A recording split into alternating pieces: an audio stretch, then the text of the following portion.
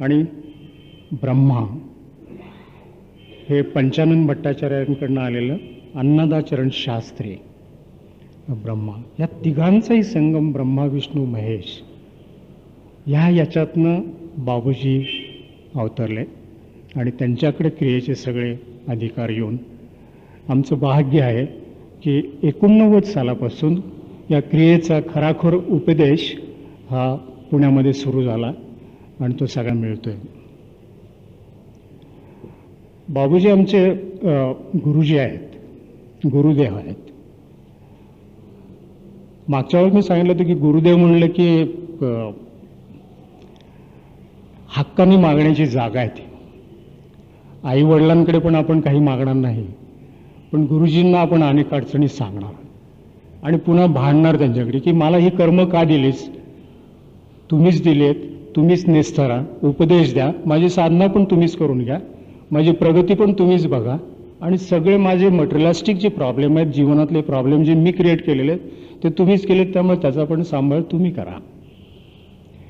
इतक्या सहजतेने अंगवळणी पडलेला त्यांच्याशी हक्क जो आहे तो आम्ही गेले 7 वर्ष बजावतोय आणि त्यांचं मार्गदर्शन, कान पकडणं, कोण कुठे काय करतोय हे सगळं करत असताना स्वतःचं साधन करतो की नाही या सगळीकडे लक्ष, कोणाचे कसे कानकोपऱ्यात काही प्रॉब्लेम आहेत का.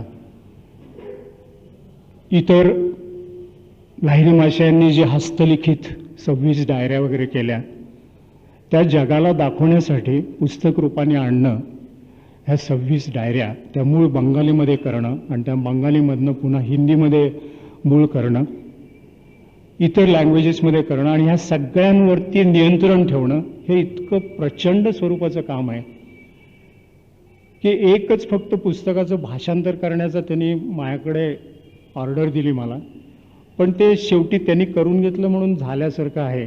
पण त्याच्यामागे करून घेतलं आणि झाल्यासारखं आहे त्याच्यामागे काय कष्ट पडतात हे मी नुसते एका प्रतिवरनं अनुभवलं.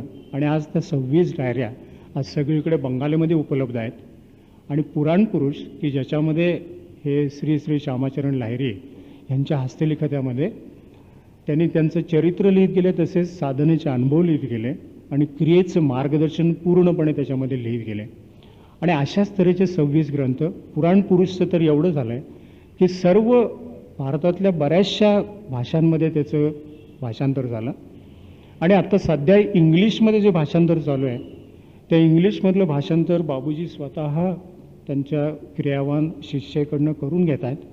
पण गेले 3 वर्ष आम्ही त्याच्या मागचे कष्ट बघतोय की एकदा इंग्लिशमध्ये भाषांतर झालं की तो रेफरन्स सगळीकडे होऊन विदिन नो टाईम सगळ्या भाषांमध्ये त्याचं रूपांतर होईल.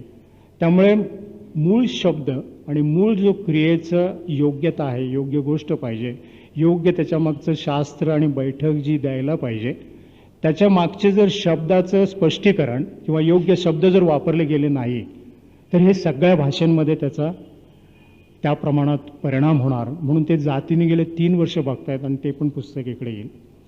तर अशा तऱ्हेचं कार्य त्यांचं जे आणि क्रियेचं उपदेश आणि आमच्या मागे खऱ्या अर्थाने केअर ऑफ जर कोणी असतील तर बाबूजी. ते इतकं कार्य कसं करतात ह्याचं आश्चर्यच आहे सगळं आम्हाला. पण आमचं एक कुठंतरी एक पूर्वसंचित त्यांनीच घडवलेलं आहे म्हणून दरवर्षी आम्ही त्यांच्या हातनं हे उपदेश घेऊ शकतो आणि त्यांच्या सान्निध्यात हे करू शकतो.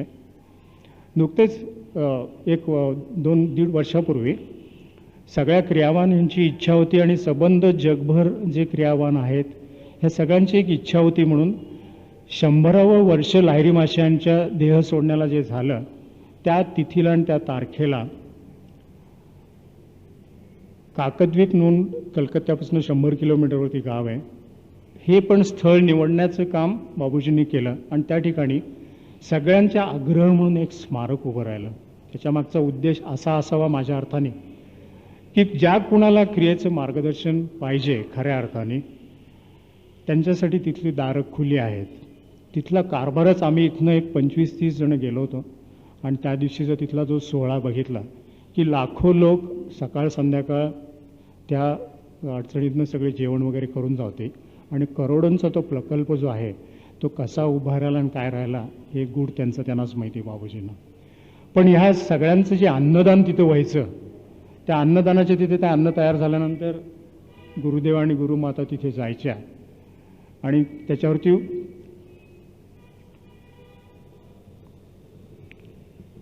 उदक सोडायचं.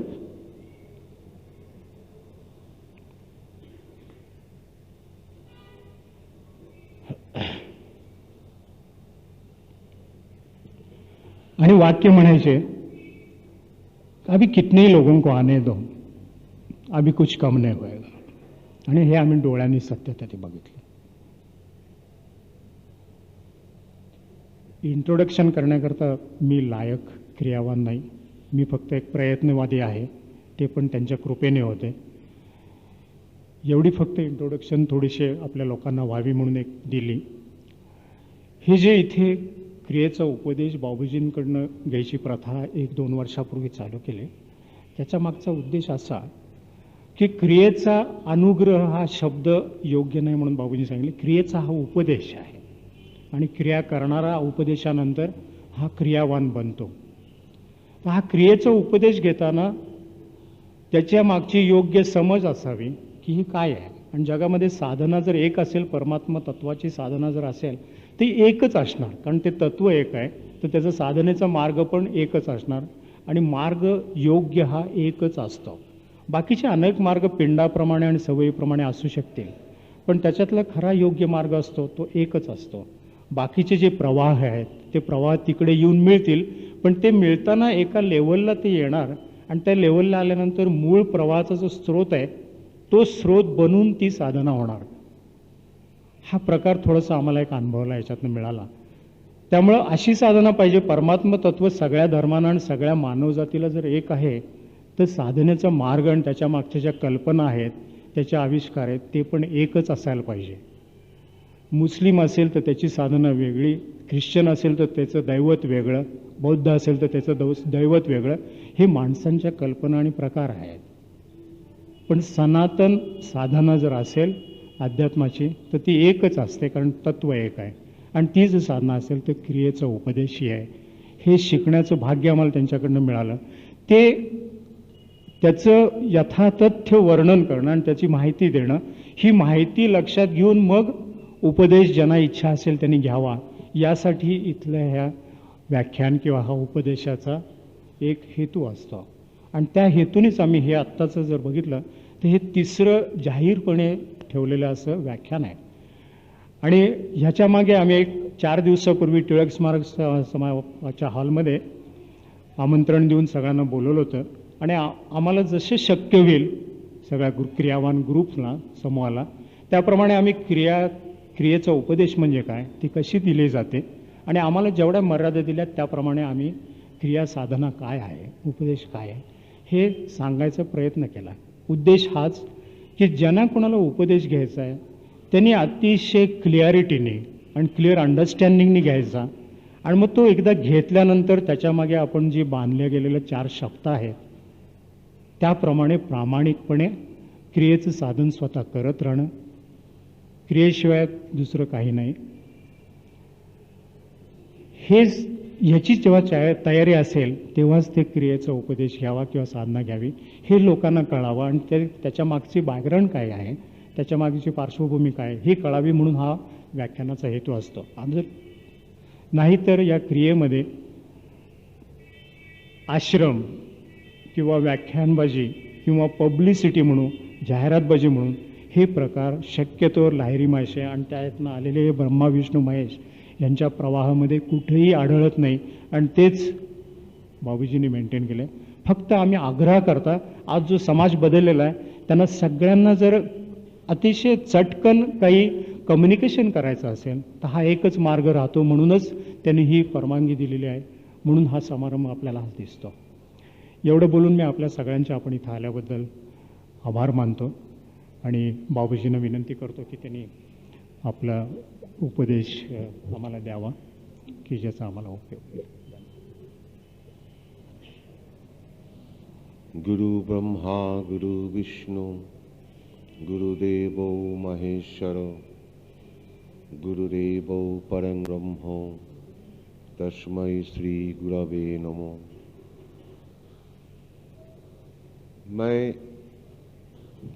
मैं पहले माफ़ी चाहता हूँ आप सबसे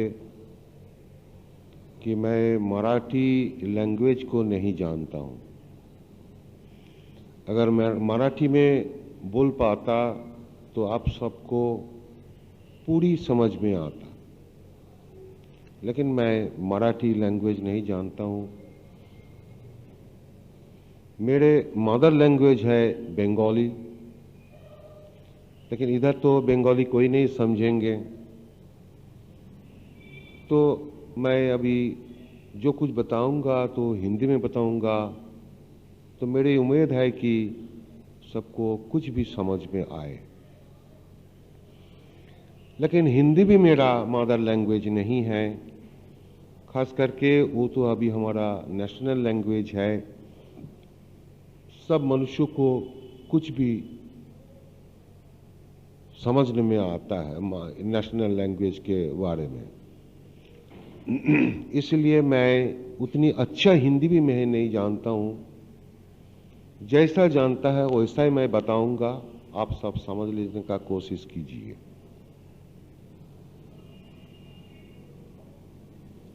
ये जो आज हम पुणे में आए हैं और आप सबसे आज मिले हैं, इससे मुझको बहुत आनंद हुआ,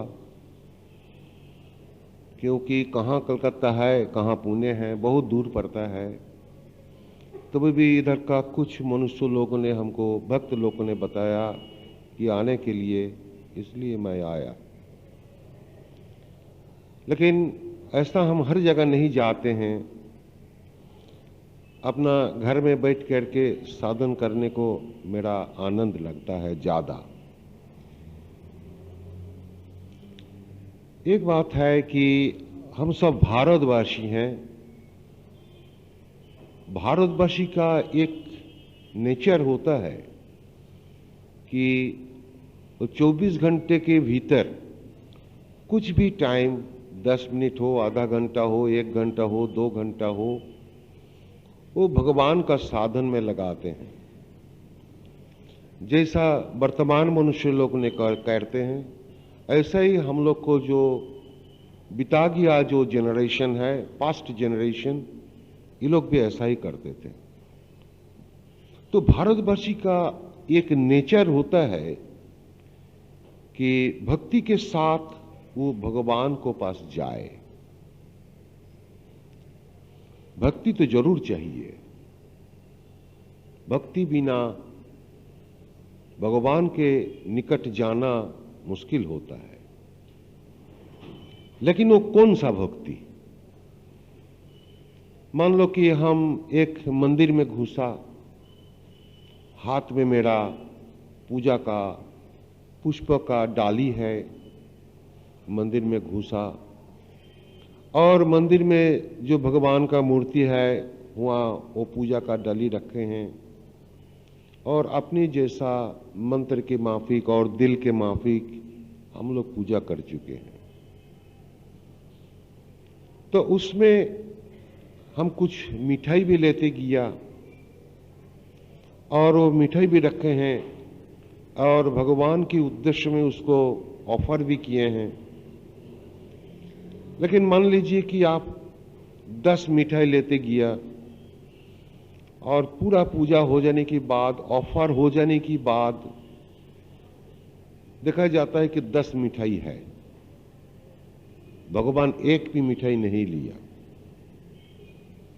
और जो कुछ प्रार्थना किए हैं वो क्या भगवान को सुनने को मिला?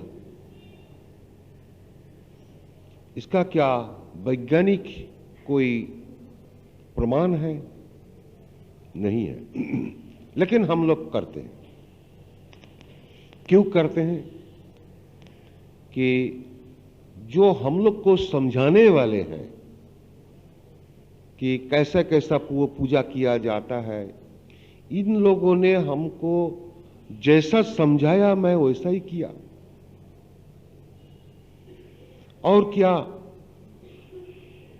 कि मेरे जो भक्ति भावना को जो भगवान को चरणों में दिया, वो उनका चरण में पहुंचा कि नहीं पहुंचा, इसका प्रमाण क्या है?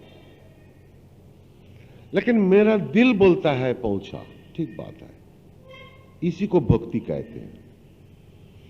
भगवान का चरण में पहुंचा और नहीं पहुंचा, जो भी हुआ, लेकिन मेरा दिल का संतुष्टि हुआ। ये जो मेरा दिल का संतुष्टि हुआ, उसी का पीछे हम लोग चलते हैं। लेकिन वो भगवान कहां है? वो क्या अनली मंदिर के भीतर है? और क्या वो तीर्थ में है? सब कोई कहते हैं मंदिर का भीतर भगवान है। अगर ऐसा हो तो क्या वो रास्ता में, बाजार में, मैदान में वो भगवान नहीं है? तो ये हम लोग को अभी सोचना है कि मंदिर, भगवान हर जगह में है, सर्वभूत में है। सर्वभूत क्या?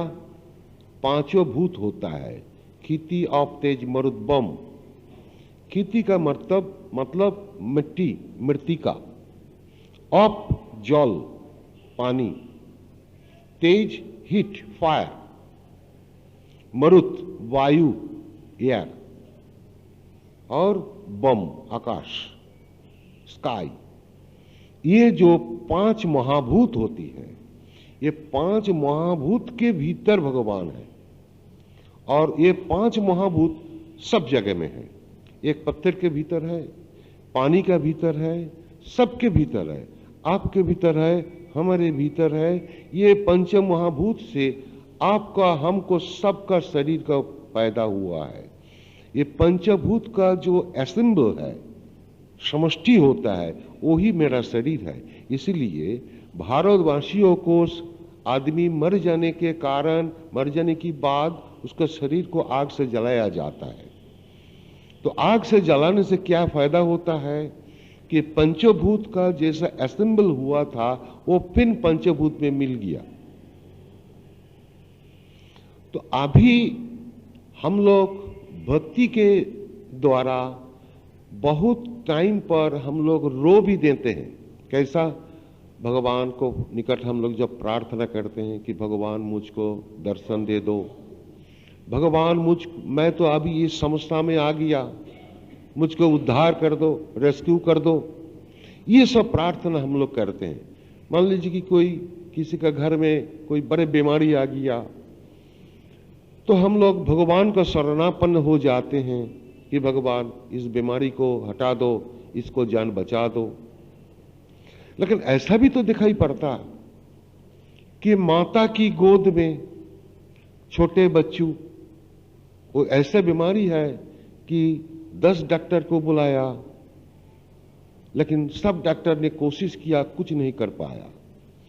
उस वक्त उसका माता इतनी भगवान के पास रोता है और प्रार्थना करता है, लेकिन तभी भी वो बच्चों माता की गोद में मर गए।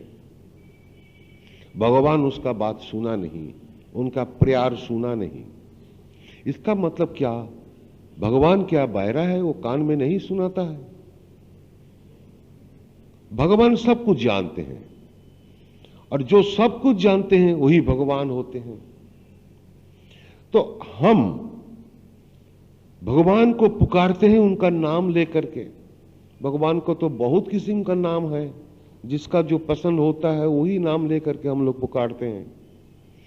लेकिन क्या भगवान का वही नाम पर पुकारेंगे तब मेरे भगवान को सुनने में को आएगा? क्या मैं अगर मन से बोलूं तो भगवान को निकट नहीं जाएगा? ये भी तो मुझको सोचना है। तो इसीलिए कबीरदास, आप लोग कबीरदास को नाम सुने होंगे, बनारस में रहते थे।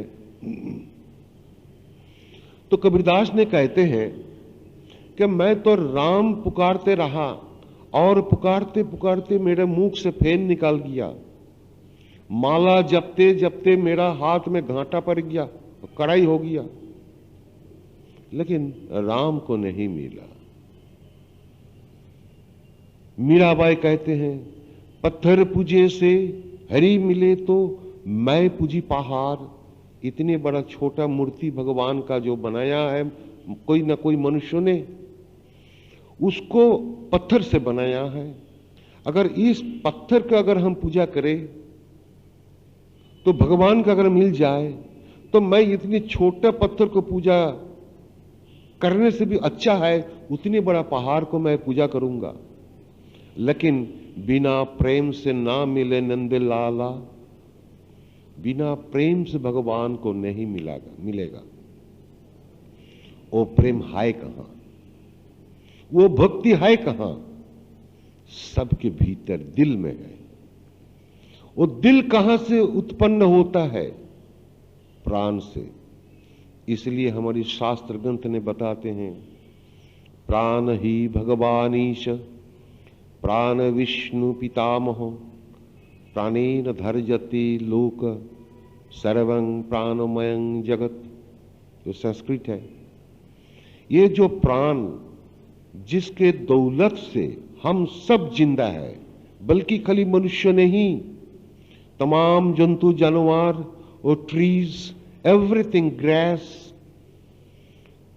ये जो इतनी बड़ा पृथ्वी है, ग्लोब, और आसमान में जितनी सन, मून, स्टार्स, आसमान, समुद्र, वायु, जो कुछ दिखाई जाता है और जो कुछ दिखाई भी नहीं जाता है, सब प्राण में भरा हुआ है। और सबके भीतर वही प्राण कृष्ण, आत्मा राम, प्राण भगवान बैठे हैं। इसलिए अर्जुन ने पूछते हैं कि भगवान, मैं तो जानता हूं कि आप सबके भीतर है, लेकिन आप पर्टिकुलर जगह मुझको बताइए कि मैं आपको कहां ढूंढूंगा। तो भगवान ने अर्जुन को रिप्लाई देते हैं, हृदेश अर्जुन तिष्ठति। आप सबके मैं भीतर हृदेश में मैं बैठा हूं। हृदेश सबको समझते हैं चेस्ट, सीना के भीतर, जिसको हार्ट कहते हैं, लेकिन नहीं, वो हार्ट इस जगह पर नहीं है। हार्ट यहां है। हार्ट एक बायोलॉजिकल पार्ट्स है, एक भीतर का हमारा बॉडी का पार्ट्स है। लेकिन हृदेश जो होता है वो हिया नहीं, बल्कि वो हिया, जिसको थर्ड आई कहते हैं, तो मैं पीछे बताऊंगा। तो ये जो प्राण जो हमारा सबके भीतर जो है, अगर वो अभी चाहे कि इस शरीर को मैं छोड़ दूंगा तो तुरंत छोड़ देंगे।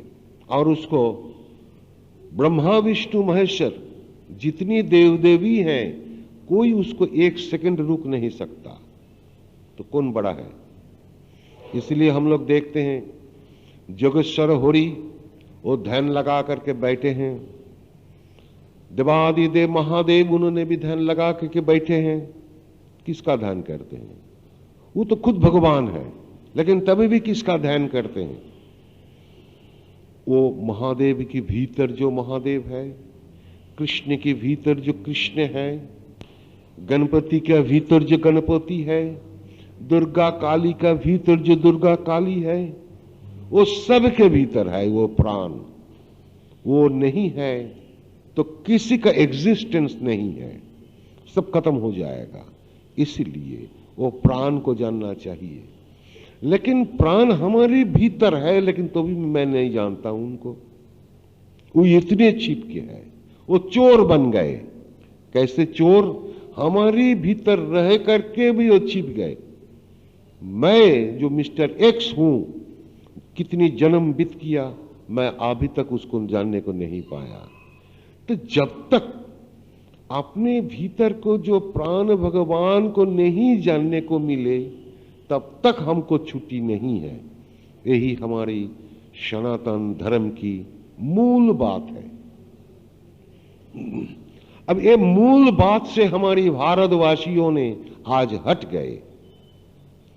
इसको वापस लेना है, वही ज्ञान में। कैसे वापस जाएंगे? बहुत कठिन है, बहुत कठिन है। क्योंकि 2000 साल से धीरे धीरे हम लोग इस ज्ञान से, ऊंचाई ज्ञान से हम लोग दूर हट गए। हमारे स्थान में कोई बोलने वाले नहीं हैं, कोई बोलता भी नहीं। सब कोई बोलता है कि हम महात्मा है, हमको पूजा करो तो सब कोई मिल जाएगा। लेकिन नहीं, ऐसा नहीं। भगवान कृष्ण ने बोला कि देखो मैं तो भगवान हूं, मैं कहां है, हर जगह में है। अगर हम खनकाल कर्म को छोड़ दूंगा तो इस दुनिया में कुछ नहीं रहेगा। इसका मतलब क्या? ये जो प्राण हमारा सिर से पैर तक है, इसी प्रकार से तमाम दुनिया में है। अगर वो प्राण हमारे शरीर में एक सेकंड उसका फंक्शन को रुक देगा तो हमारा शरीर का पतन हो जाएगा, मर जाएगा हमने। अब कौन भगवान है? वो भगवान क्या ओनली मंदिर में है, ओनली तीर्थ में है तो सब जगह में, लेकिन हमारे भीतर में भी है। तो जब हमको वहां से तीर्थ जाना है 10 किलोमीटर, यहां से हमको 1 किलोमीटर दूर में मंदिर जाना है, तो इतने दूर वो फर्क पड़ता है, तब मैं वहां जाऊंगा न? क्या हमारे भीतर जो कि सबसे नजदीक है, निकट है, उसके भीतर मैं जाऊंगा। लेकिन मंदिर में जाना सुविधा है, इजी है, लेकिन अपना भीतर जाना बहुत कठिन है। अब मैं क्या करूंगा? क्या इसके लिए मैं रोएंगे और रो रो करके भगवान मुझे दर्शन दे दो, ऐसा अगर हम ऐसा हाथ जोड़ करके पुकारूं तो क्या भगवान हमारे सामने में आ जाएगा? अगर रो करके पुकारता, सब कोई कहते हैं कि कैसा एक एग्जाम्पल लगाते हैं कि बच्चों को हाथ में एक खेलना दे दिया, एक डॉल दे दिया, और उसको माताजी बोला कि बच्चे तुमने इसको खेलते रहो, मैं अपना काम करके आता हूं। वो अपना कुकिंग रूम में गया माताजी और अपना काम करते हैं, पकाते हैं, खाना पकाते हैं। अब 10 मिनट 20 मिनट वो बच्चों अपना खेलना लेकर के खेलने लगा। जब उसका मां का तरफ ध्यान आया तो रो दिया। अब तो छोटे बच्चे हैं, उसको जाने का उधर हिम्मत नहीं है, तो बच्चों रोने लगा। और वो रोने का जो आवाज है मां का कान में गया और मां तुरंत आया और बच्चों को अपना ऊपर उठा लिया। अगर ये तो सत्य बात है, हम लोग हर घर में ये चीज हम लोग देखते हैं। लेकिन इस प्रकार से अगर भगवान के ऊपर मैं रो जाऊं तो क्या भगवान आएगा? अगर आए तो आप जिंदगी भर रो के देखिए आपको पास आएगा कि नहीं। ये एग्जाम्पल लगाते हैं सब कोई, लेकिन ये साइंटिफिक नहीं हुआ, क्योंकि बच्चों यहां सोए हैं और वहां से 20 फुट दूर में उसका माताजी है, 10-20 फुट दूर में, तो इसका रोना हुआ पहुंच जाता है, मुख से जो रोने का आवाज निकालता है, तो बच्चों से माता का दूर हो गया और बच्चों से माता का 2 हो गया। एक बच्चू है और एक माता है, 2 हो गया। लेकिन हमारे भीतर जो प्राण भगवान है वो क्या 10-20 फुट दूर है? नहीं जी, वो निकट से भी निकट है, अधिकतम निकट है। तो वो हमारे भीतर जब बैठे हैं तो उसके लिए मैं कैसा रोऊंगा? अगर हम रोए तब भी उनको चाहिए, क्योंकि प्राण हमारे भीतर नहीं है तो मैं रो नहीं सकता। बच्चों का भीतर प्राण है, इसलिए वो बच्चू रो सकता है। हमारे भीतर भी प्राण है। जब हम लोग डर जाते हैं तो डर के मारे कभी कभी रो देते हैं। आपका सामने में कोई टाइगर आ जाए तो आप जल्दी रो देंगे। इसका मतलब रोने से भगवान नहीं मिलता है, क्योंकि वो सबसे निकट है, हमारी भीतर से भी भीतर है, निकट से भी निकट है। अगर हमको रोना है तो हमको जिंदा रहना पड़ेगा, हम मर जाएगा तो रो नहीं सकता। तो जिंदा है किसके दौलत से? प्राण की दौलत से। हमको हंसना है तो भी प्राण की दौलत से, हमको रोना है तो प्राण की दौलत से, हमको कहीं जाना है तो प्राण की दौलत से, भगवान को पुकारना है तो प्राण की दौलत से, भगवान को प्रार्थना करना है तो प्राण की दौलत से। प्राण नहीं है तो कुछ भी नहीं है। तो इससे ये प्रमाण हुआ कि भगवान हमारे भीतर है, इसलिए मैं जिंदा हूं और सब काम करता हूं। लेकिन भगवान को भूल करके हम जब टाका का नोट को गिनती करते हैं तो भगवान भूल जाते हैं। लेकिन ये सोचना चाहिए 1 2 3 4 1 2 3 4 कौन गिनती करता है? अगर हम जिंदा है मतलब प्राण है हमारे भीतर, तो प्राण नहीं है तो हम वो नोट को गिनती नहीं कर सकता। प्राण नहीं है तो मैं खाना नहीं खा सकता। प्राण नहीं है तो मैं सो नहीं सकता, स्लीपिंग में नहीं जा सकता। प्राण नहीं है तो मैं इनकम नहीं कर सकता। प्राण हमारे भीतर नहीं है तो एक आदमी मर गया उसको क्रिमेशन के लिए ले नहीं सकता। ये सब प्राण की काम है। लेकिन जो भी काम हम लोग करते हैं, भगवान का मंदिर में जाकर के पूजा करते हैं, वो फूल का फ्लावर का डाली लेकर के हम मंदिर में गए, कौन गया? हमारे शरीर गया, इसके साथ मन गया और उसके साथ प्राण वो भी है। हम जिंदा है प्राण की दौलत से, इसलिए मेरा शरीर पैदल पैदल वो मंदिर में गया। तो जाने वाले कौन है? असली में प्राण है। मेरा शरीर ऐसा नहीं जा सकता। अगर जाता तो एक डेड बॉडी भी चला जा सकता हूं मंदिर में, लेकिन नहीं जी, वो नहीं जा सकता, क्योंकि जो जाने वाले था वो शरीर छोड़ दिया।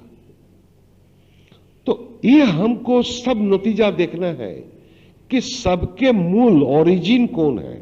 वही भगवान है। तो वो भगवान हम सबके भीतर है, वही भगवान मंदिर में है, वही भगवान सब जंतु जानवर सबके भीतर है। लेकिन जब वो भगवान को हम खोजने के लिए मंदिर जाएंगे तो ये मैं स्वीकार कर लिया कि वो भगवान मंदिर के भीतर है और मुझको भीतर नहीं है। मुझको भीतर जो भगवान है उसको मैं नहीं जानता हूं। मेरे तो दिमाग कहता है कि मंदिर के भीतर है, इसीलिए मैं मंदिर में गया। अगर हम जान जाए कि वो जो मंदिर है वो हमारा इस शरीर मंदिर का प्रतीक है, लेकिन ये ज्ञान से मैंने हट गया। इसलिए जो व्यक्तियों ने अपने शरीर मंदिर को पूजा करने को नहीं जानते हैं, इसी का प्रतीक जो बनाया हुआ है मुनि ऋषि लोगों ने, हुआ जाते हैं उसको खोजने के लिए। और जाते जाते 10 रोज 20 रोज मंदिर में गया। अब देखते हैं कि हमारे सामने में भगवान कृष्ण का एक मूर्ति है। वो मूर्ति को मैं कृष्णाय नमो कितनी दिन से फूल चढ़ाते हैं, कितनी जन्म बीत गया, लेकिन कौन कृष्ण है ये मुझको नहीं अंदाज आया। तब कोई जन्म में आकर के एक ज्ञान आया कि अरे भगवान कृष्ण जो ऐसा खड़े हैं, उनका मूर्ति, वो क्या सच्चे कृष्ण है ना, उसमें क्या दूसरी बात है? अगर वो दूसरी बात की तरफ ध्यान हम दे दे तो प्राण कृष्ण को मिल जाएगा। कैसे है? अब भगवान कृष्ण वो मंदिर के भीतर जो मूर्ति रखे हैं उनका, वो देखते हैं कि कैसे एक बंसी लेकर के ऐसा हाथ में लेकर के वो खड़े हैं, और बंसी में क्या है? 6 होल्स है, 6 छिद्र होती है। ऊपर में भी एक छिद्र है जिससे मुख से हवा वायु को देते हैं। वो क्या है? और भगवान कृष्ण ये बाम पैर के ऊपर खड़े होकर के दाहिना पैर को ऐसा लगा करके खड़े हैं। उनका बाजू में राधा है और शरीर जो है त्रिभंग मुरारी का रूप से खड़े हैं। हम एक एग्जाम्पल आपको सामने में रखते हैं। तीनों बेंड के द्वारा वो मूर्ति को दिखाया गया है, और सबसे ऊपर भगवान, वो खुद भगवान होते हुए भी उनके सिर के ऊपर एक पीकॉक टेल है, मयूर पुच्छ जिसको कहते, वो उनके ऊपर है। आप कभी कभी उनका काला पत्थर से बनाया जाता है, कभी कभी वो भगवान कृष्ण का मूर्ति नील आकाश के माफिक भी है। ये सब हमको दिखाई जाता है वो मूर्ति का भीतर से। और एक चीज देखते हैं कि पिक्चर में भी हम लोग देखते हैं भगवान कृष्ण का पिक्चर कि एक कदम वृक्ष के नीचे में वो खड़े हैं भगवान कृष्ण, इसी प्रकार ढंग से वो खड़े हैं। तो एक काऊ आकर के, काऊ जो है उसका टांग से उनका पैर का नीचे में चट देता है टांग से, ये भी हम लोग देखते हैं। ये सब मिला करके जो चित्र हमारे सामने में खड़े हो गया, उस चित्र को और उस मूर्ति को हम लोग पूजा करते हैं। लेकिन कुछ मिलता नहीं। एक भक्ति का प्रकाश होता है हमारे भीतर से, लेकिन वो भी क्षणस्थायी है। जब पूजा का मंदिर में गया तो भगवान भगवान करते हैं, जब बाहर में दुनियादारी करने को गया तो भूल गया, वो कृष्ण को भूल गया। क्यों? कि हम तो असली कृष्ण को सम्मान नहीं मिला मुझको। आप देखिए कि असली कृष्ण कौन है। जैसा मान लीजिए आप एक मनुष्य हैं, आपका 3-4 फोटो हमने कैमरा से लिया है और वहां हम दीवार में रख दिया। एक फोटो है कि आप मुस्कुराते हैं, एक फोटो है कि आप रोते हैं, एक फोटो है कि आप ऐसा गंभीर से बैठे हैं। ये जो इस प्रकार के 3-4 फोटो हम रखे हैं, उसका नीचे कुछ लिखने का कोई जरूरत नहीं है। वो फोटो देखने ही से मालूम पड़ता है कि ये फोटो रोने का है, ये फोटो मुस्कुराने का है, ये फोटो गंभीर का है, ये सब मालूम पड़ जाता है। जो देखेगा उसका मालूम पड़ेगा। एक पिक्चर हम रखे हैं कि एक चिड़िया, दोनों उसका जो फ्लाइंग्स है उसको लगा करके वो आसमान से उड़ता है, उसका पिक्चर हम रखें। एक पिक्चर रखें कि आसमान का क्लाउड का, बोलने का कोई जरूरत नहीं है। एक पिक्चर रखे हैं कि 10 काऊ को लेकर के, काऊ गेड़ू जो उसको कहते हैं, 10 काऊ को लेकर के वो मैदान में ग्रास खिलाते हैं, घास खिलाते हैं। वो उसको रखाल कहते हैं, जो गोरू चराने वाले हैं। उस सबको मिला करके एक पिक्चर रख दिया। तो वो पिक्चर कहता है कि गोरू का घास खाने का पिक्चर। ये पिक्चर है कि चिड़िया जो पंछी जो है वो आसमान में उड़ता है, उसी का पिक्चर। इसी प्रकार जो भगवान कृष्ण का जो मूर्ति जो बताया, जो डिस्क्रिप्शन, उसके भीतर से क्या है, उसका भीतर मैं तो पहले देखता हूं कि एक बंसी उनका हाथ में है, लेकिन वो मामूली प्राइस का बंसी है, जो कि वो जो बैम्बू ट्रीज होता है वहां जाकर के अपने आप सब भी खुद बना सकते हैं और बाजार में भी खरीद सकते हैं। टाउन में बाजार में बिक्री होता है, गांव गांव में वो बैम्बू ट्री से वो निकाल लेते हैं। तो ये बंसी जो कोई मिला सकता है, इजी अवेलेबल है। लेकिन वो बंसी का महत्व जो दिखाए वो कैसा है। भगवान कृष्ण कहीं बैठ करके वो बंसी बजाते थे।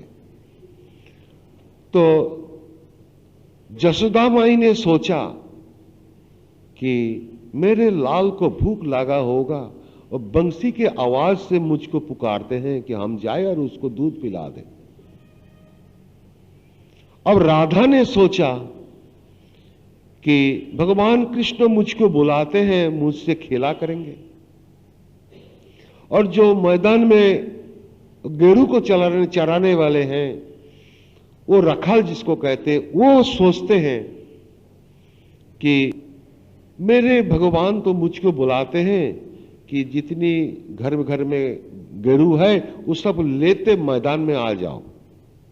अब गेरू सोचते हैं कि भगवान हम लोग सबको मैदान में जाकर के घास खाने को बोलता है। गाछ का पत्ता सोचते हैं कि कृष्ण भगवान हवा देने के लिए बोलता है, इसका मतलब हुआ जिसका भीतर जिस प्रकार की भावना है, भाव होती है, सबके भीतर भाव एक प्रकार की नहीं होता है सब मनुष्य को। तो इसी प्रकार एक बंसी से इतनी भाव का उत्पन्न हो गया, ये हमको सोचना है। अगर वो बंसी कहां है, वो तो भगवान कृष्ण का जब देहांत हो गया तो क्या उनका भी बंसी उनका साथ में शरीर के साथ क्या जला दिया? नहीं जी, वो बंसी इटर्नल है। इसलिए ये जो भारत का धर्म है इटर्नल, सनातन, इसलिए इसको सनातन धर्म कहते हैं। वो कभी नाश होने वाले नहीं है, क्योंकि वो बंसी कभी नाश होने वाले नहीं है। वो ऐसा बंसी है, वो बैम्बू ट्रीज का बंसी नहीं है, वो प्रतीक रूप से दिखाया गया है। अब वो बंसी क्या है? आपके शरीर के भीतर जो 6 चक्र की रास्ता होता है, मैं पीछे बताऊंगा, उसका प्रतीक साधन जब कोई मनुष्य करे तो वो 6 चक्र के द्वारा और भीतर से उसका जो मुख से हवा घुसा देता है, इसी प्रकार से उसको प्राण कर्म करना चाहिए। अगर कोई कर पाए तो अपने शरीर के भीतर जो प्राण कृष्ण है उसको देखने को आए, और इसके पहले नहीं। और वो जो काऊ आता है गरु, वो उसका अपना टांग से भगवान का पैर के नीचे को सेवा करते हैं, चट देते हैं, साफा कर देते हैं, उसका सेवा करते हैं। मतलब गेरू को क्या हुआ दिखाया, काहे को दिखाया? गेरू एक ऐसा प्राणी है हमारी भारत का मनुष्य समाज में, और तमाम भारत गेरू को पूजा करता है। क्योंकि जब छोटे बच्चे होकर के हम इस धरती में आए तो मां का सीना का दूध पीते थे और गेरू का दूध पीते हैं। तो इसलिए वो गेरू जो है वो हमारा मां का माफिक है, इसलिए भारतवासियों ने गेरू को पूजा करते हैं। और गेरू क्या है? वो जो टट्टी कर देता है वो भी हम लोग को काम में लग जाता है। तो ऐसा ही वो है, वो कंप्लीट वेजिटेरियन, वो किसी को खराब ही नहीं करता है। और गेरू ऐसा शांत प्राणी है कि उसको देख करके मनुष्य को भी उसी प्रकार को शांत होने का शिक्षा मिलता है। और क्या है गेरू के भीतर? वो तो दूध देता है, उसका चमड़ा भी हम लोग को काम में लगता है, उसका टट्टी भी हम लोग को काम में लगता है, कुछ फेंका नहीं जाता। और क्या है गेरू का भीतर? कि उसका जो टांग है, जीवा जिसको कहते हैं, वो अपना नासिका के भीतर घुसा देते हैं। ऐसा एक दफे इसमें एक दफे इसमें, दोनों नासिका के भीतर घुसाते हैं। और इसी का प्रतीक एक है कि मां काली का पिक्चर आप लोग देखे हैं, काली माता को, उनका भी इतनी बड़ा लंबा टांग यहां तक दिखाया जाता है। वही जैसा गेरू का टांग का इंपॉर्टेंस से दिखाया गया है, वहां काली माता का भी टांग का इंपॉर्टेंस से दिखाया गया है। वो भी प्रतीक है। क्यों? कि हम सब मनुष्य जब माता की गोद पेट की भीतर था, मदर्स वूम्ब में, तब क्या हमारी टांग ऐसा था अभी जैसा वर्तमान में है? नहीं है, ऐसा नहीं था। वो एक प्रकार की यौगिक प्रक्रिया था, उस प्रकार में। वो तो मैं ओपन से नहीं बता सकता, यही है सीक्रेट, गोपन। तो जब हमको जन्म हुआ तब हमारी टांग वर्तमान पोजीशन में आ गया, और जब तक हम जिंदा रहेगा हमारी टांग वर्तमान पोजीशन में रहेगा। लेकिन जब हम मदर्स वूम्ब के भीतर था, उस वक्त हम बाहर से सांसा दोनों नासिका से नहीं लेते थे। यही है क्रिया योग का और राज योग का, और पतंजलि योग सूत्र में जो क्रिया योग बताए, इसका इंपॉर्टेंस यहां दिया गया है। लेकिन वो काम हम लोग नहीं करते हैं, वो जोगी लोग करते हैं। क्या है कि मदर्स का उम्बे रहने का बखत हमारी टांग जैसा था उसको हमको उसी प्रकार उसी जगह में फिर लेना है जिसको शास्त्र के मुताबिक खिचड़ी कहते हैं। वो खिचड़ी बिना नहीं होता है। तो इसीलिए वो काऊ का टांग का इंपॉर्टेंस ही भगवान कृष्ण के निकट दिखाया गया है। अब भगवान यहां खड़े हैं, पीछे में एक कदम्ब वृक्ष है। क्यों कदम्ब वृक्ष को दिखाया? ये वहां पहली है वृक्ष दिखाया। वृक्ष क्या चीज है कि वृक्ष क्या चीज है कि वृक्ष तो हम लोग हमेशा देखते हैं, उससे फल निकालते हैं, हम लोग खाते हैं, सब कुछ करते हैं। बहुत सा काम भी, ऊंट भी होता है, लकड़ी भी होता है, सब कुछ होता है। लेकिन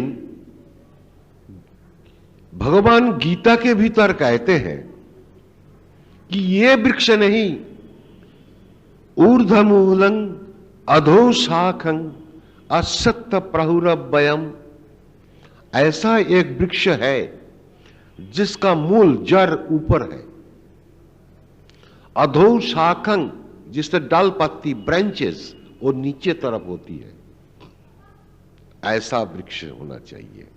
लेकिन भगवान कृष्ण का जो मूर्तियां हैं उनका पीछे अभी जो बाहर में जैसा वृक्ष दिखाई जाता है, इसी प्रकार का वृक्ष हुआ अंकन किए हैं आर्टिस्ट के द्वारा, क्योंकि वो आर्टिस्ट भी नहीं जानते हैं कि उल्टा वृक्ष, अगर उल्टा वृक्ष भी देखा है तो साधारण मनुष्य सोचेगा कि वो आर्टिस्ट भूल किया है, इसीलिए वो सीधा वृक्ष को दिखाते हैं। लेकिन भगवान क्या भूल बोला है गीता में? नहीं, ऐसा नहीं हो सकता। भगवान जो बोला है वो सही बोला है। इस दुनिया उल्टा है, इसीलिए वो वर्तमान जो जमीन के ऊपर वृक्ष होते हैं वो उल्टा है, उसका जड़ नीचे है और डाल पत्ती ऊपर है। लेकिन असली वृक्ष जो है उसका जड़ ऊपर है और डाल पत्ती नीचे है, लेकिन वो असत्य है।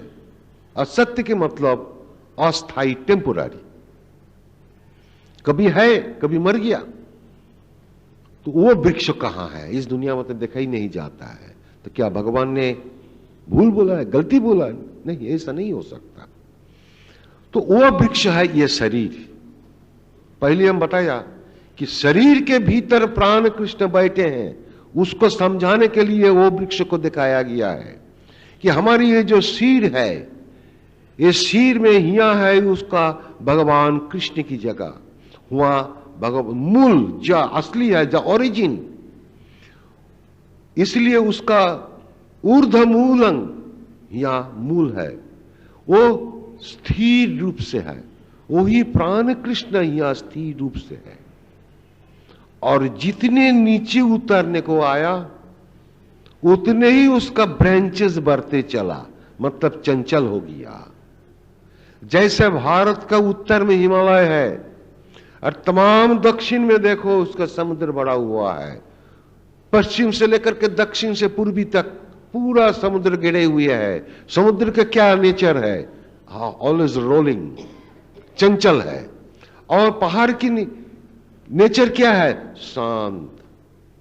जैसा महादेव ने एकदम शांत ध्यान लगा करके बैठ के रहते हैं, मुनि ऋषि लोगों ने भी ऐसा ही ध्यान लगा करके बैठ के रहते हैं।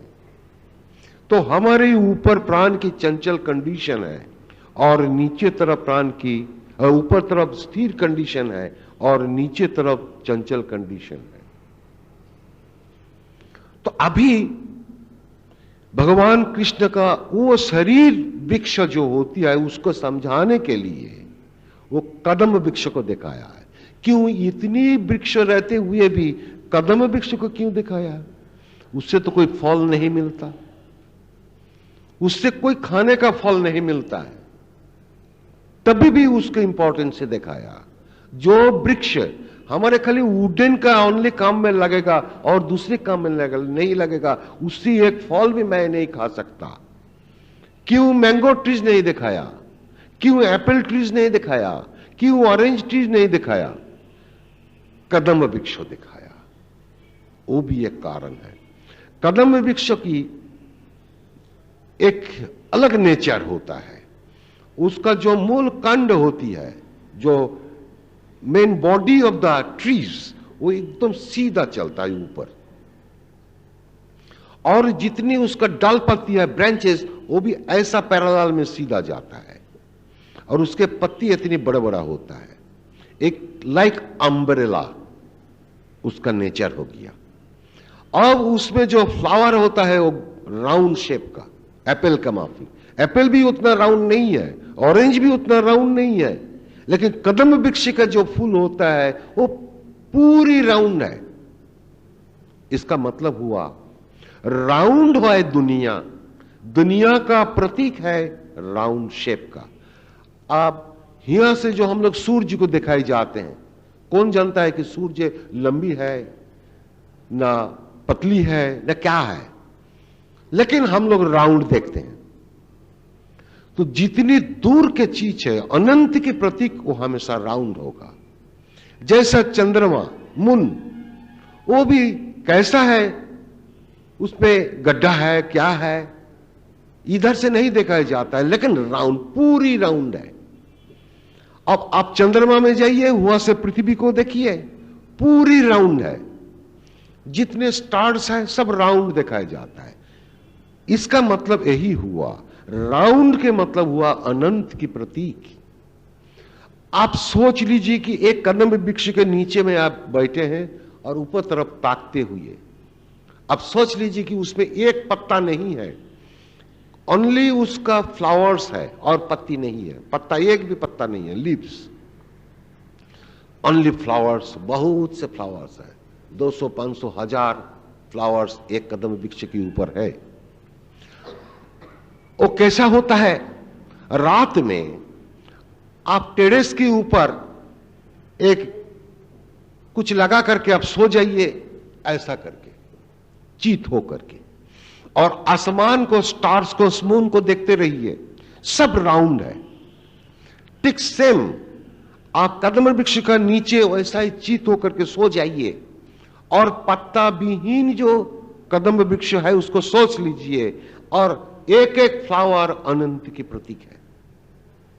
जैसा आसमान में स्टार्स, मून ड्रेसिंग करके है, वैसा ही कदम वृक्ष का नेचर है। इसीलिए एक कदम वृक्ष को चुने हैं। क्यों? कि कदम वृक्ष जो मेरा शरीर का प्रतीक है, तो ये शरीर के भीतर इतने ही अनंत है। All the suns, moons and stars, whatever we are finding and not finding, everything you can find within your body yourself. इसलिए वो कदम वृक्ष को चुन चुन करके मुनि ऋषि लोगों ने दिखाया। आप आइए भगवान कृष्ण का मूल बॉडी में। पहले हम बताया बंसी का बारे में, अभी वो जो टांग के बारे में बताया, तो अपना टांग को यौगिक का मुताबिक अपना प्लेस में लेना चाहिए, जैसे हम मदर्स वूम के भीतर था उसी प्रकार में। तो इसको कहते हैं कि जिह्वा ग्रंथि भेद, तीनों ग्रंथि सबको भेद करना है। तो पहले हम इसी प्रकार से वो गैरू जो है उससे मैं यही शिक्षा प्राप्त हो गया कि मेरे टांग को कोई जगह पर दूसरी जगह में यौगिक का प्रोसेस के मुताबिक लेना है, एक ग्रंथि आपको भेद हो गया। अब देखिए दूसरे जो है, यहां से बॉडी का ऐसा दिखाया, मतलब जिह्वा ग्रंथि का भेद। इसके बाद जो चेस्ट जो है थोड़ा ऐसा दिखाया, उसका है हृदय ग्रंथि का भेद, हृदय ग्रंथि का भेद, जो कि पर्टिकुलरली दिखाया है दुर्गा पूजा का टाइम। दुर्गा माता ने असुर को सीना यहां से एक एरो घुसा देते हैं, वो है हृदय ग्रंथि का भेद का साधन दिखाते हैं। तो हमको क्या चाहिए? जिह्वा ग्रंथि को भेद करना है, और उस प्रकार की एरो से हमारे भीतर की जितना असुर है, जो हम की भगवान की प्राण कृष्ण की तरफ जाने नहीं देता है, मेरे मौन, बुद्धि, चिंता, कामना, वासना, लोभ, हिंसा, ये सब को छोड़ना चाहिए। ये सब मेरा अंदर के भीतर डेमन है, असुर है, इसको वध करना है, इसलिए दुर्गा माई ने असुर को वध कर दे, मार डाला उसको। लेकिन चित्र में ऐसा है कि एक महिलाओं को, नारी को चरित्र दिखाया, और इतनी बड़ा पहलवान असुर है, तो महिलाओं होते हुए भी इतने बड़ा असुर को उन्होंने वध कर चुका है, जो कि वास्तव में संभव नहीं है। अवास्तव चित्र दिखाया और 10 हाथ दिखाया, और इधर में मनुष्य का चरित्र बॉडी है, तो ये क्या है? 10 हाथ है। ये जो प्राण है, ये प्राण की 10 डिवीजन होता है। प्राण, अपान, बैन, उदान, सोमान, नाग, कुर्म, क्रिकर, देवदत्त, धनंजय। ये 10 प्राण से हम लोग सब कुछ कर्म करते हैं, हाथ से कर्म किया जाता है, इसलिए हाथ 10 दिखाया। मतलब 10 प्राण की 10 प्रकार की कर्म की प्रतीक दिखाया, सब प्रतीक रूप से है। तो भगवान कृष्ण का पहले ऐसा दिखाया सिर को, इसके बाद सीना को इधर दिखाया, इसके बाद कमर से इधर इधर दिखाया, इसलिए उनको कहते हैं त्रिभंग मुरारी। अब नीचे वाले का क्या है, जिसको हमारी सोसाइटी में एक चालू बात है कि कुंडलिनी शक्ति जागृत। अब सब कोई कुंडलिनी शक्ति जागृत करने के लिए दौड़ता है। 1000 2000 रुपया, कितने कितने रिलीजियस इंस्टीट्यूशन है, उसमें 1-2 हजार रुपया देता है कि मुझको कुंडलिनी शक्ति जागृत कर दो। लेकिन किसी को हो पाया? आज तक किसी को हो पाया? अगर हो जाता तो वो खुद भगवान बन जाता। रुपया से कुंडलिनी शक्ति जागृत नहीं होता, और दूसरे किसी का हिम्मत भी नहीं है उसको जागृत करने का, वो साधन के द्वारा होगा। जैसा वो एरो जो तीर लगाया है सीने में, वो साधन के प्रतीक है। ऐसा ही हमारी शरीर का नीचे में जो मूलाधार ग्रंथि है, उसको जो भेद करना है, उसी को कुंडलिनी शक्ति जागृत कहते हैं। अगर वो जोगी अगर कोई कर पाए तो उसका मूलाधार शक्ति आप से आप आ जाएगा, जिसको कुंडलिनी शक्ति करते हैं। वो साधन बिना होता नहीं। तो ये जो भगवान का बॉडी का जो दिखाया है, वो है पूरा साधन का प्रतीक।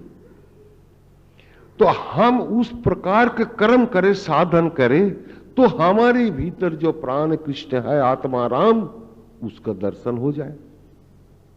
अगर हम उसको नहीं करें तो कृष्णाय नमो 10 फूल डेली चढ़ाते हैं, तो क्या प्राण कृष्ण का दर्शन होगा?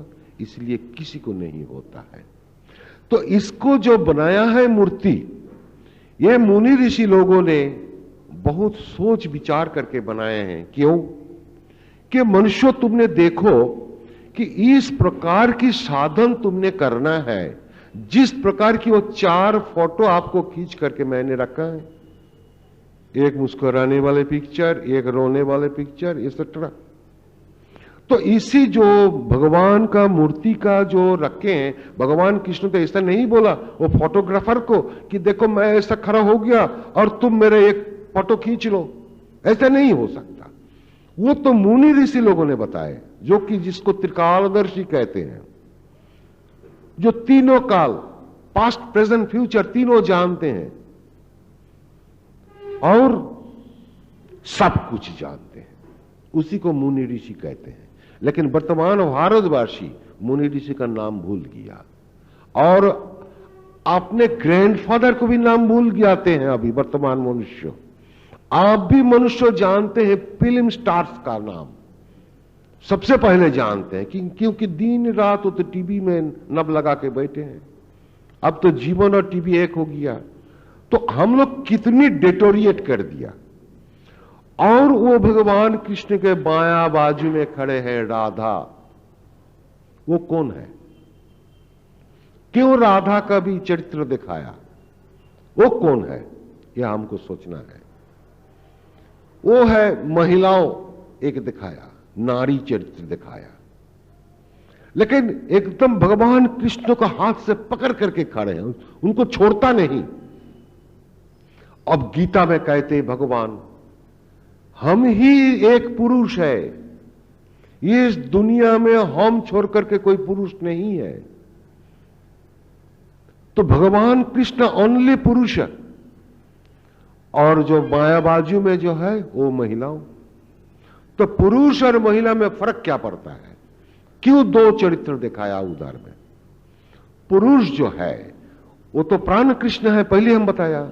हमेशा इसको ध्यान में रखिए, तब मिलेगा, नहीं तो नहीं मिलेगा आपको। एक कान से घुसेगा, एक कान से निकल जाएगा।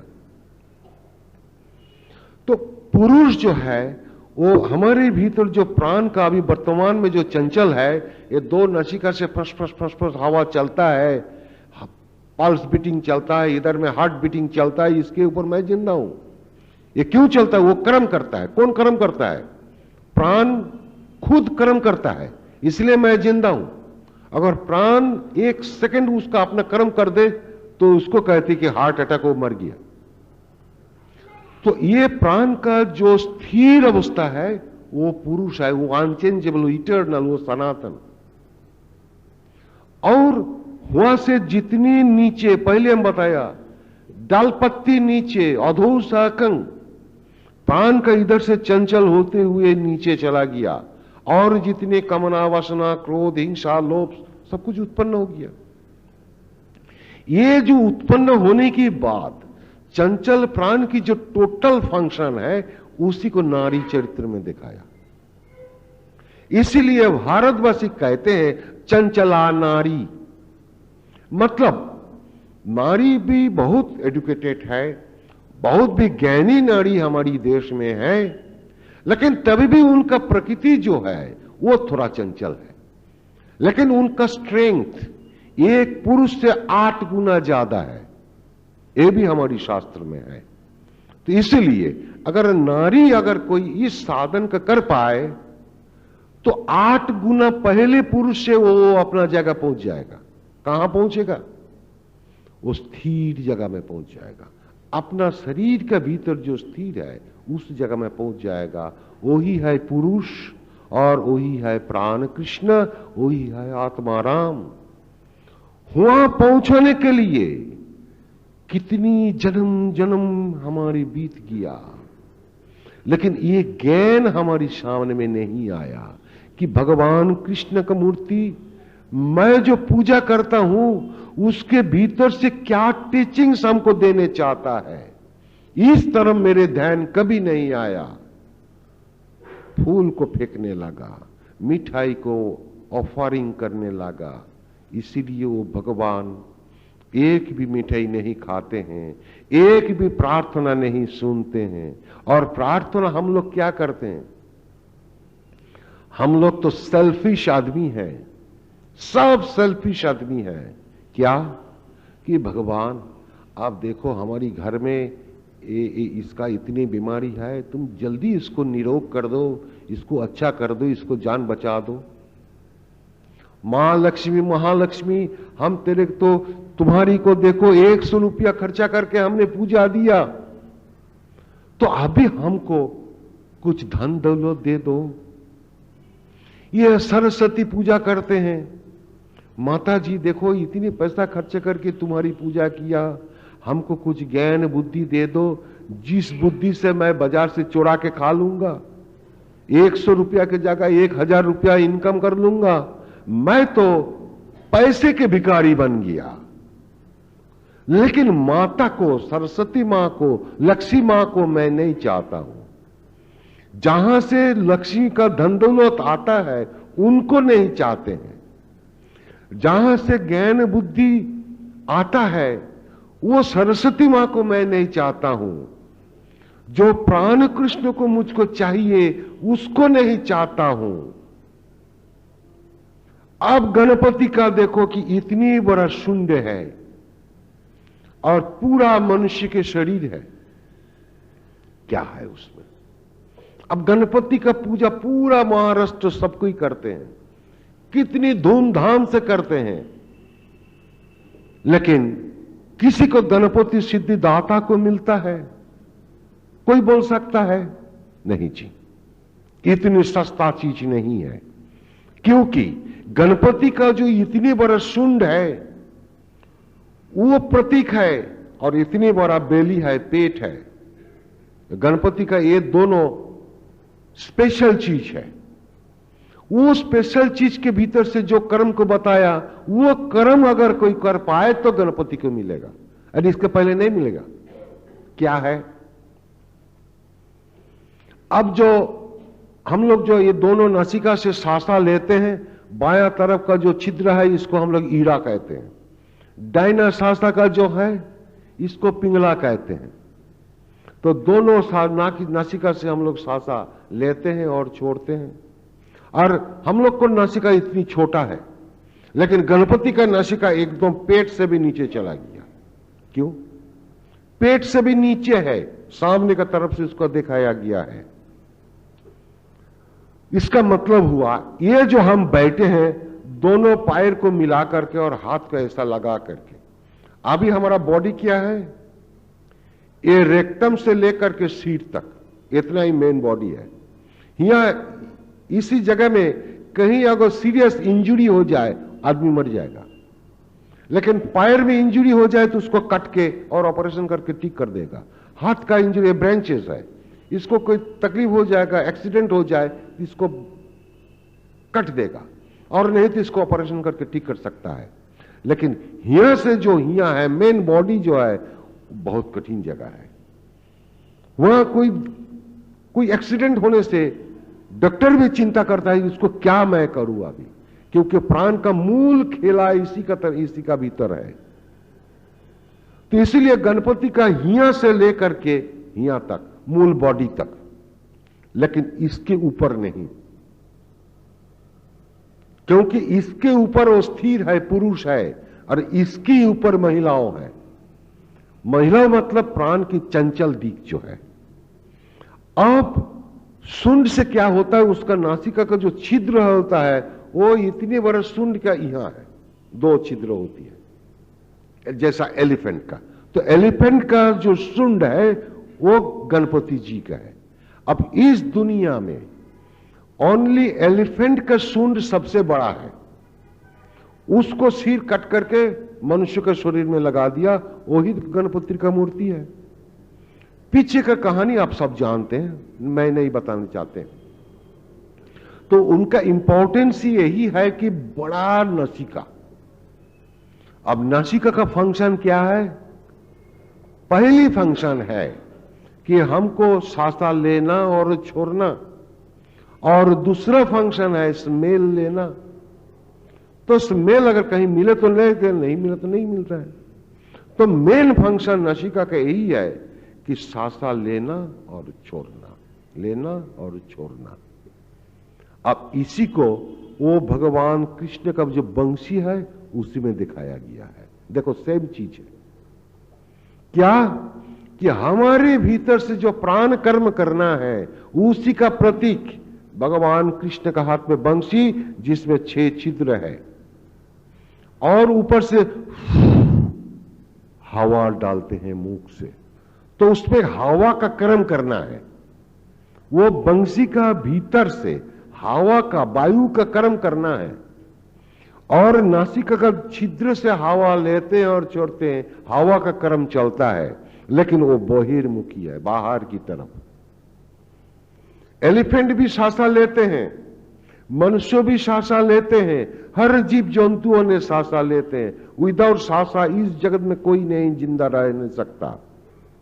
सांसा सबको लेना है और छोड़ना है, इसके ऊपर हम लोग जिंदा है, लेकिन उस तरफ हमको ध्यान नहीं है। लेकिन वो अभी चलता है बाहर तरफ, उसको लेना है भीतर तरफ। कैसे है वो, क्या काम है? तो देखो भगवान कृष्ण का हाथ में जो बंशी है, इसी का प्रतीक भगवान गणपति जी का इतने बड़ा शुंड है। अगर वो हवा का कर्म कोई करे तो उसका पेट बड़ा हो जाएगा, क्योंकि इसमें स्टोर होगा, तब उसका शरीर हल्का हो जाएगा, ग्रेविटेशन छोड़ के वो निकल जाएगा। ये तो जोगी जानते हैं, जोगी छोड़ करके किससे हिम्मत ये चीज है। तो ये सबके भीतर से ये भारत का जो सनातन योग है उसको समझाने के लिए मुनि ऋषि लोगों ने कोशिश किया, लेकिन हम लोग प्रतीक का पूजा करना का शुरू कर दिया और असली को छोड़ दिया। इसीलिए आज भारतवासियों को धर्म में इतने दुख है। सब कोई कहते हैं मैं गुरु बन गया, हमको पूजा करो और हमको शरणापन्न हो जाओ, तेरे भला हो। लेकिन ऐसा सच्चा चीज नहीं है। मैं वही चीज समझाने के लिए आपके यहां मैं आया हूं। मुझको कोई जरूरत नहीं है, लेकिन मैं आप सबको प्यार करता हूं। क्यों? हम भी मनुष्य हैं, आप भी मनुष्य हैं। तो जैसा दो भाई होता है, एक भाई और दूसरे भाई को प्यार करता है, जैसे हम स्वामी स्त्री में दोनों में प्यार है, जैसा माता पुत्र से प्यार है, ऐसा हम सबको प्यार करते हैं। इसलिए आपके सामने में मैं आया हूं, इसलिए और यहां का जो भक्त लोग है, ये लोग मुझको बुलाया कि हमारे यहां पुणे वासियों को कुछ समझाइए, इसलिए मैं आया। लेकिन मुझको कोई जरूरत नहीं है। मैं आपसे पैसा लेने को नहीं आया, एक पैसा देने में भी मैं नहीं लूंगा, क्योंकि पैसा कमाना मेरा जरूरत नहीं है। तो क्या है? आप जो रिलीजियस डिकाडेंस जिसको कहते हैं, धर्म की नीचे अवस्था, वहां से हमको अभी ऊपर जाना है। तो हमारे भारतवासियों को ये धर्म से हम लोग नीचे गिर गया, और जो जैसा बोलता है मैं उसी का पीछे दौड़ता है, इसलिए कुछ नहीं मिलता है। इसलिए प्रतीक से जो टीचिंग्स देना है, उस टीचिंग्स हमारा हर देव देवी का मूर्ति का भीतर से है, लेकिन उसको चुन चुन करके आपको सोचना है और शास्त्र के माध्यम से आपको विचार करना है। क्योंकि सनातन धर्म इतनी सस्ता चीज नहीं है। वो ज्ञान विज्ञान सहितं, गीता के भीतर बताया, ज्ञान और विज्ञान को छोड़ के नहीं, बल्कि इमोशन के ऊपर नहीं है। वो जो रोना है वो तो इमोशन है। इमोशन कब तक रहता है? जब तक इमोशन के रूप जो वायु हमारे भीतर से उसका एक्शन चालू हो गया, तब तक इमोशन रहेगा। कैसा चालू है? इमोशन क्या चीज है? आप देख लीजिए कि आप मान लीजिए कि गरीब आदमी है, मामूली आदमी है, आपका कुछ पैसा का जरूरत है, आप कहीं से 1 लाख रुपया आपको मिल गया, कोई लॉटरी से मिला और नहीं तो रास्ता से गिरा हुआ मिला और कहीं से भी मिल गया, लेकिन आप 7 आदमी हैं, आप किसी को चुरा के नहीं लाए। तो आप वो 1 लाख रुपया जब आपको मिल गया, अपने घर में आकर के अलमीरा के भीतर रख दिया, और कितनी आनंद आपका हुआ। ओह, हम तो इतनी गरीब आदमी है, मामूली आदमी है, हमको 1 लाख रुपया मिल गया। अब रात में सोए हैं और सो करके वो चिंता करते हैं कि कल हम बाजार से इतनी अच्छा खाना लाएगा और इसके बाद एक अच्छा हम मकान बनाएगा जिसमें हम सबको अच्छी तरीके से रह सकेगा। ये सब कल्पना अपना करते हैं। तो सुबह में उठ करके देखता है, अब इतनी आनंद है उसका भीतर, और सुबह में उठ करके देखता है कि चोर कब आकर के रात में वो अलमारी से वो 1 लाख रुपया लेके भाग गया। अब जब आप सुबह में जाकर के अलमारी को खोले हैं, देखता है कि 1 पैसा भी नहीं है। दिन अंदर आपका दुख आ गया। तो ये जो आनंद, सुख और दुख, ये क्या, जब आपको पैसा मिला, पैसा से कोई आनंद आपके भीतर घुस गया था? नहीं। पैसा देखते हुए आपके भीतर जो वायु का फंक्शन जो दबा हुआ था, इनएक्टिव था, वो एक्टिव हो गया। और जब वो अलमीरा से जो अभी पैसा रुपया नहीं है देख लिया, तो वो यार जो वायु था वो नीचे दब गया। अब जो दुख की यार है वायु, उसका फंक्शन चालू हो गया और दिनंदर आप दुख के शिकार हो गया। तो ये जो सुख और दुख, ये दोनों आपके भीतर है, वो बाहर से नहीं आपके भीतर घुसते हैं, वो सब आपके भीतर है। इसी प्रकार सुख दुख सब हमारे भीतर है। तो लेकिन वो कितना टाइम रहता है? थोड़े टाइम, इसलिए वो टेम्पोररी है, क्षणस्थायी है। इसी प्रकार से अब हमारा दिल चाहते हैं कि हम भगवान को पूजा करें, भगवान का दर्शन ले ले।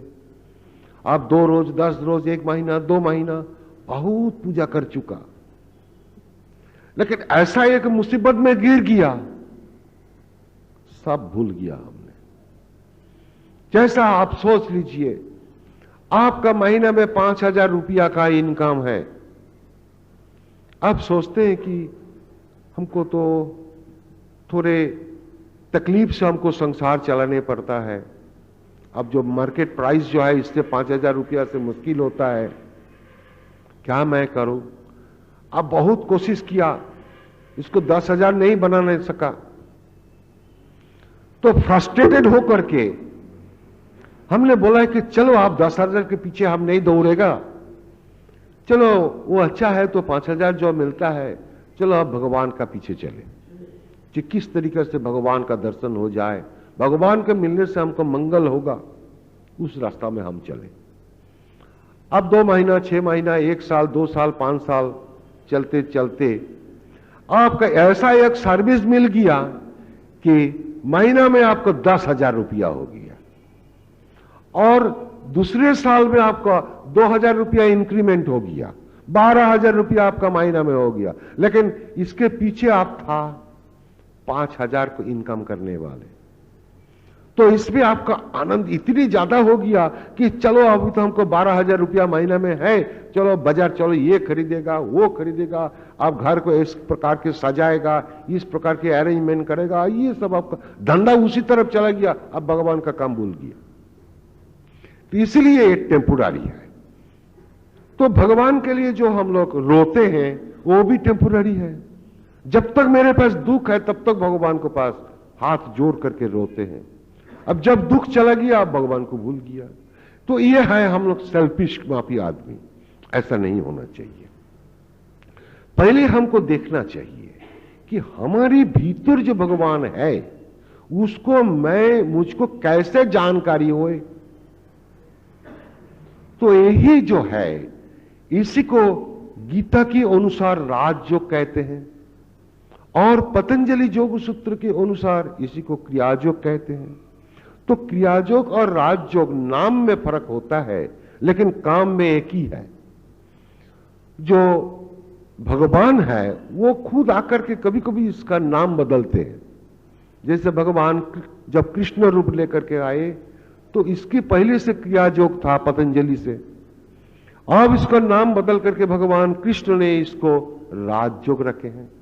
अब राजयोग के भीतर भी एक कर्म योग की चैप्टर होती है, एक भक्ति योग की चैप्टर होती है, लेकिन वो भक्ति योग जो है वो सबसे छोटा है। 11th और 12th चैप्टर में भक्ति योग है, वो सबसे छोटा चैप्टर है। लेकिन कर्म योग, कर्म अभ्यास योग, कर्म संन्यास योग, ये सब ज्यादा बताया गया है। क्यों? और पहली है उसको फर्स्ट चैप्टर जो है वो विषाद योग। क्यों पहले फर्स्ट चैप्टर को विषाद योग दिखाया?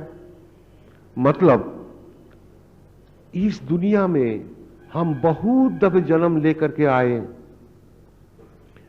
अब इस दुनिया में बहुत दफे संसार लगाए हैं, बहुत दफे शरीर को लिया, शरीर को छोड़ दिया, और जितनी दफे आया चारों दीवाल के भीतर मैंने संसार बैठाया, और कितने सुख दुख के साथ मैंने जीवन बिताया। लेकिन हर जन्म में सब भूल जाते हैं और फिर नए नए संसार बैठाते हैं। लेकिन ये संसार आता है कहां से?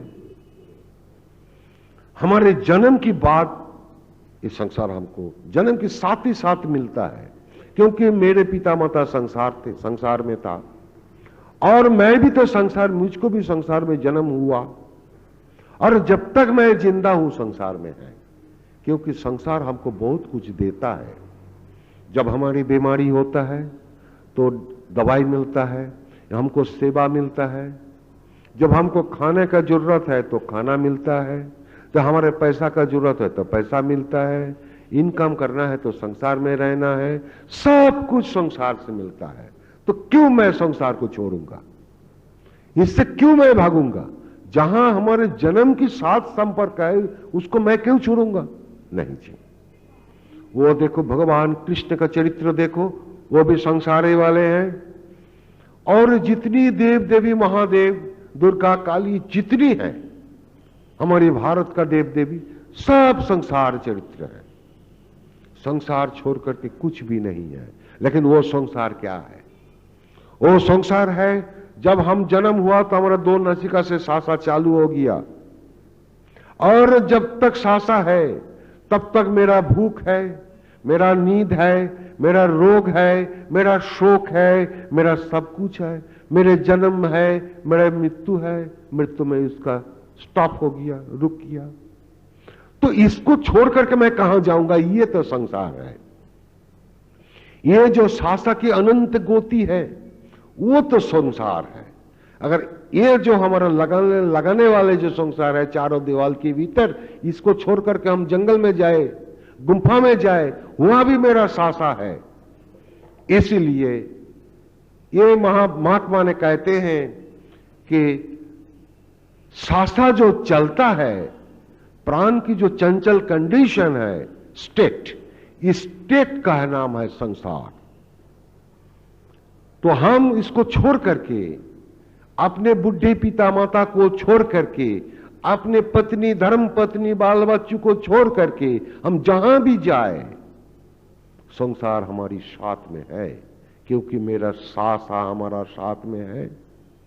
और इसी को तीर कहते हैं।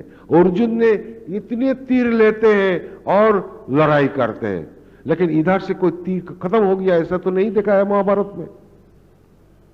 ये तो हमको सोचना चाहिए। ये जो है ये तीर है और शरीर जो है वो धनुष है। इसलिए भगवान महादेव का एक हरधनु दिखाया गया है जो कि रामचंद्र ने हाथ से उठाया था। वो हरधनु क्या है? अब तो मंदिर मंदिर में हम लोग जाते हैं और क्या देखते हैं, ये इतने बड़ा इतने मोटा एक लकड़ी से हरधनु रखा है मंदिर का।